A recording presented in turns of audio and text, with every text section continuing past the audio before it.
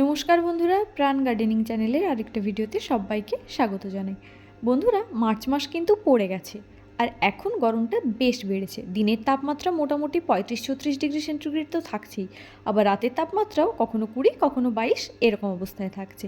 এই অবস্থাতেও আমার পিটুনিয়া গাছে কী করে শীতকালের মতোই এত সুন্দর ফুল ফুটছে আজ তোমাদের সাথে আমি সেটা শেয়ার করব।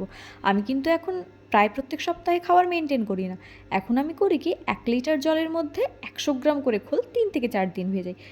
4 দিন পর ওই জলের সাথে আমি আরও 10 লিটার জল অ্যাড করি এবং তারপর ওই মিশ্রণটা থেকে পরিমাণ মতো গাছের গোড়ায় দিই। এবং এটা আমি দিই কিন্তু এখন 15 দিন ছাড়া ছাড়া।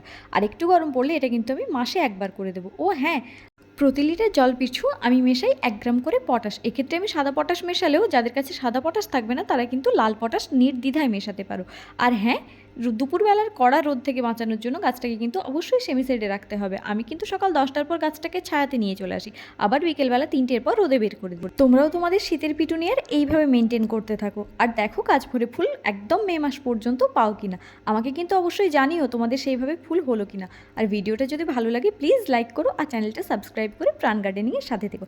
আসছি অন্য একটা ভিডিওতে। নমস্কার।